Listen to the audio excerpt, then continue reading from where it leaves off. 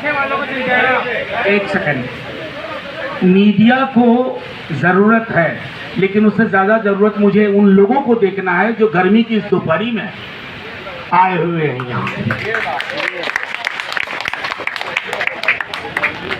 आपको जो चाहिए वो मिल जाएगा, जो नहीं चाहिए शायद वो भी मिल जाएगा।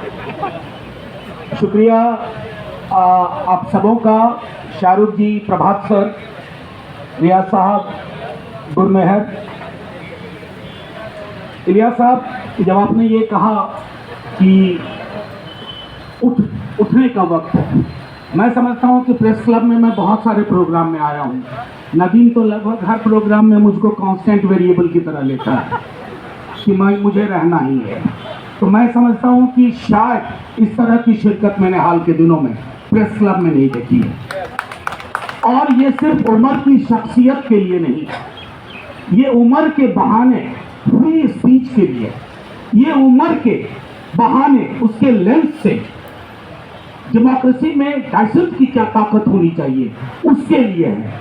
और आप शाहरुख कह रही थी कि डेमोक्रेसी की माँ, मैंने एक दिन सदन में कहा था, मैं कहीं इंदौर से लौट रहा था, तो पहली बार मैंने एक बड़ा सा बोर्ड देखा, G20 the mother of democracy welcomes the delegates. तो मैंने पार्लियामेंट के अंदर कहा, इसलिए केस मुकदमा भी नहीं हो सकता। तो मैंने कहा कि ये डेमोक्रेसी की माँ है, लेकिन माँ बड़ी बीमार चल रही है। और इस माँ को 9 वर्षों में खास तौर पर इतना बीमार कर दिया गया है कि आप इसको fit case of multiple organ failure ले सकते हैं। मैं इसलिए क्यों कह रहा हूं, अभी मैं एक दो छोटी छोटी चीजें कहूंगा।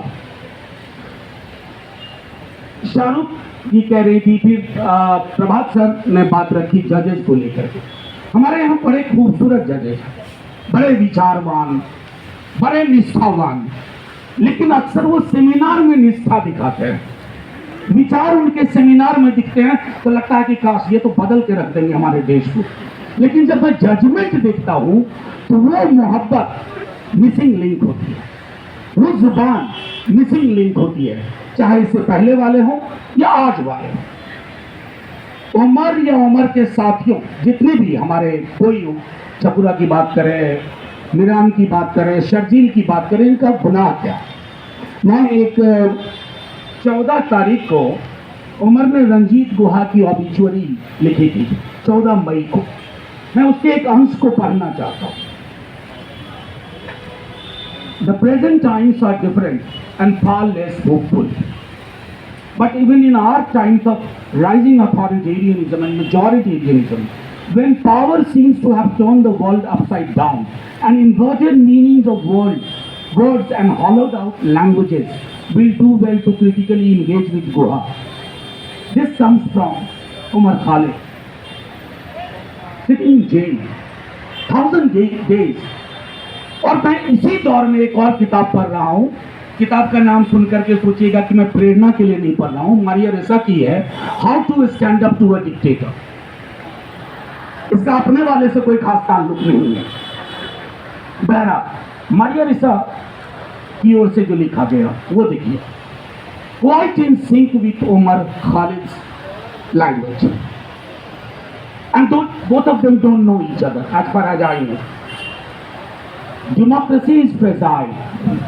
You have to fight for every bit and every law, every safeguard, every institution, every story. You must know how dangerous it is to suffer even the tiniest cut. That is why I say to us all, we must hold the line. I don't have to repeat that line. All of you standing here, sitting here, are holding the line. And I must also tell you that your tribe is growing. Your tribe is growing. I can smell that coffee of change. I can see that in the air. This is happening. And this is not happening because of us, Prabhat ji or Ilyas Sahab, Gurmeher or Shahrukh. This is happening because you hold the line that things should be better. This 100, maybe next year when we meet this time, Umar would be here. Maybe we'll sit for some other cause.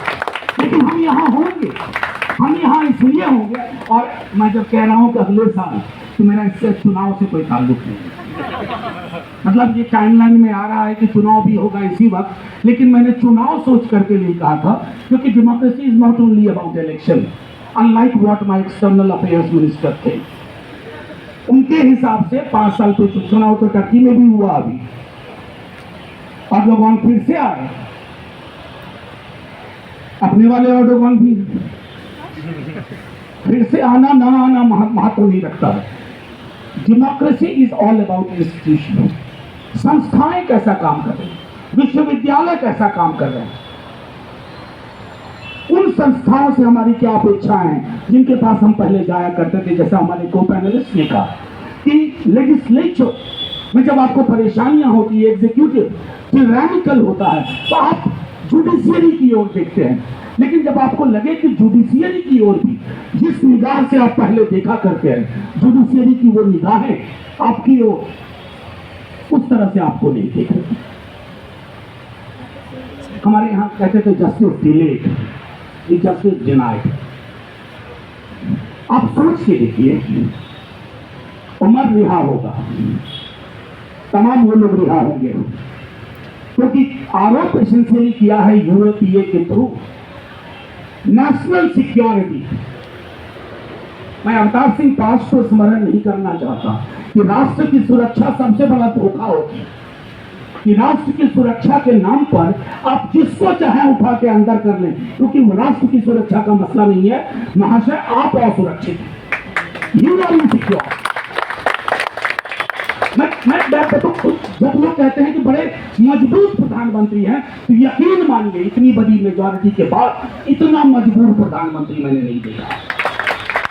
अपनी security से परेशान, अपने हाव भाव, अपने चलने, उसमें इतने आत्मनिर्भर हैं कि कोई आकर के ये कहते कि ये चीज़ तुम्हारे खिलाफ प्लान कर रही है अमेरिका में जाकर, मतलब फलाना कोई इसका मानी नहीं है, वो चीटी तक पे हुए लगवा सकते हैं।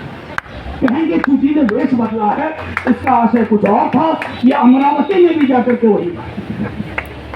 तो मेरा आशय सिर्फ ये है कि वही भूल गया है, दिक्कतें अभी और आएंगी।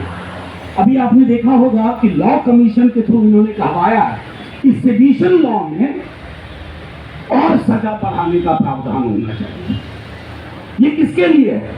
जो आर्थिक मुकदमे में ना फंसे, ऐसे एक्टिविस्ट, ऐसे पॉलिटिशियन जिन पर पैसे का कोई धोखाधड़ी का आरोप न लगे, उनको इसमें धकेल दो। और बड़ा आसान है, जब रिवाज ये हो जाए कि प्रधानमंत्री इज इक्वल टू राष्ट्र, तब तो साहब आलोचना सुबह शाम होगी, तो आप उसको राष्ट्र की आलोचना कहेंगे। तो इस तरह की दिक्कतें अभी आएंगी, लेकिन आप ये जान लीजिए, हम सब ये जान लें, मैं अक्सर ये कहता हूँ बड़े हल्के में, घर में जब दवाई कोई होती है ना, बीच बीच में उसका एक्सपायरी डेट चेक करते हैं। कई दफा हम एक्सपायरी दवाएं खा लेते हैं गलती से, इस दौर का भी एक्सपायरी डेट आ चुका। ये जाएंगे क्योंकि कोई भी सत्ता, कोई भी व्यक्ति, कोई भी विचारधारा अमृत पी के नहीं आई, और वैसी विचारधारा जिसका आम इंसान के जिंदगी के सरोकारों से कोई ताल्लुक ना हो, वो मैं समझता हूँ वो उस विचारधारा के लिए कोई जगह नहीं है। बस एक कोशिश हमें करनी है। हमारे बीच में भी अक्सर कंफ्यूजन हो जाता है। मैंने कल देखा कुछ लोग, वेल मीनिंग लोग होंगे, उम्र के लिए हो रहा, फलाने के लिए क्यों नहीं हो रहा, इसलिए मैंने शुरू में ही कहा it's about all political prisoners, सिर्फ उम्र नहीं। उमर के साथ तो मेरी बातचीत भी है, हम मिले हैं कई दफा, उमर की बहन के निकाह पर भी मैं गया था, लेकिन कई लोग जिनसे मैं नहीं मिला हूं, लेकिन उनके मसलों से भी हमारा ताल्लुक है। और वो ताल्लुक इसलिए है क्योंकि हमारा ताल्लुक होल्डिंग द लाइन से, वहां कोई समझौता नहीं। तो ये 1000 दिन कैद के हैं, 1000 दिन रेसिस्टेंस के भी हैं, 1000 दिन होप के भी हैं। और ये होप डिस्पेयर के खिलाफ है। ये होप उस वक्त में है जिस वक्त मुझे नहीं पता कि यहाँ बोली गई मेरी बात शाम में किस चैनल पर कैसे चलाई जा रही होगी। इसलिए मैं आजकल आता हूँ, सबसे पहले आप ही लोगों को प्रणाम करता हूँ। आप लोग नहीं हैं, मैं जानता हूँ, वो वाले कुछ अलग तरह के ही होते हैं जो एक लाइन ढूंढ करके शाम को मेरा बैनर लगवा देंगे। बस मैं इतना कहना चाहता हूँ कि हमें अपने सॉलिडारिटी का दायरा बढ़ाना होगा। झारखंड के ट्राइबल, छत्तीसगढ़ के ट्राइबल या भीमा कोरेगांव का जिक्र किया। भीमा कोरेगांव की लड़ाई को मुझको कहना होगा तो एक लाइन में कहूंगा, ये स्मृति की लड़ाई है, memory. It's a fight over memory. What kind of memory you accord value to and what kind of memory you think doesn't matter to you. एक dominant memory वो नैरेटिव बन जाती है और जो वंचित समूह है उनकी मेमोरी हाशिए पे रख दी जाती है। ये लड़ाई उनकी भी, ये लड़ाई तमाम उन लोगों की है। और ये सिर्फ मैं कह रहा हूं कि पॉलिटिकल, मैं अक्सर पहले ये बात कही है, पॉलिटिकल पार्टी के भरोसे ये लड़ाई मत छोड़िए। It is too precious, too important to be left only to political party.